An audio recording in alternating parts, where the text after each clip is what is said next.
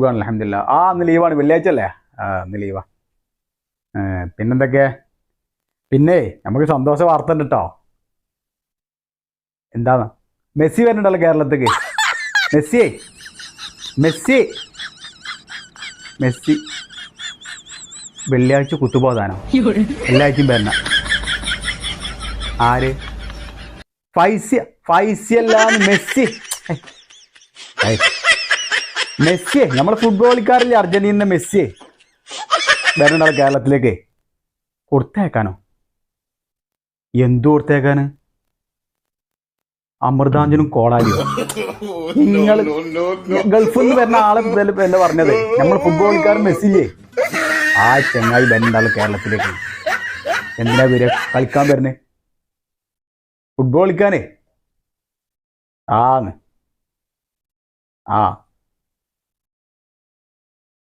പിന്നെ ടിക്കറ്റ് ഒക്കെ ഉണ്ട്. ടിക്കറ്റ് ഒക്കെ വളരെ കുറഞ്ഞ പൈസ ഉള്ളൂ, 5000 മുതലല്ലേ തുടങ്ങണത്. പിന്നെ നമ്മളെ പോലത്തെ ഒരു ഓഫർ ഉണ്ടേ, VVIPക്ക് കോംബോ ഓഫറൊക്കെ ഉണ്ട്. 3 ആൾ കോംബോ ഓഫർ എടുത്തുകഴിഞ്ഞാൽ 3 ആൾക്കും കൂടി 1 കോടി എടുത്തു തരും. 1 കോടി, ആ തുച്ഛ പൈസ. വരാണ്ട് വിൽക്കണം, മുതലും വിൽക്കണം. എന്നാലും മെസ്സിനെ കണ്ടുകൂടെ നമുക്ക്? മെസ്സിനെ കാണാതെ. അല്ലെങ്കിൽ എന്ത് പ്രശ്നമാണ്? മെസ്സിനെ കണ്ടാൽ തീരാവുന്ന പ്രശ്നങ്ങളല്ലേ ഉള്ളവിടെ.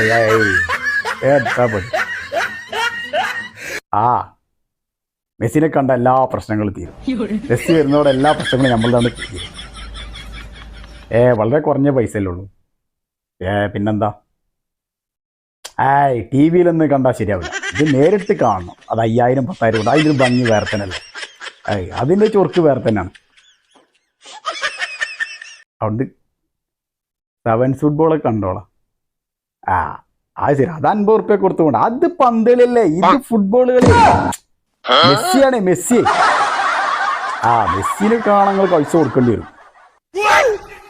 അതിന് 50 ലക്ഷം 1 കോടിയൊക്കെ കൊടുക്കേണ്ടി വരും. അതിന് ഇഷ്ടമുള്ളവർ കണ്ടാൽ മതിയെന്ന്. അതോടെ എല്ലാ പ്രശ്നങ്ങളും തീർന്നേ. നമ്മളെ മെസ്സി വരുന്നോട് നമ്മളെ സകല എല്ലാ പ്രശ്നങ്ങളും തീർന്ന്. അതാണ്. അപ്പൊ റെഡി ആയിരുന്നോളി, മെസ്സിനെ കാണാം. എന്നായിക്കോട്ടെ, വേറെ ഒന്നുമില്ലല്ലോ.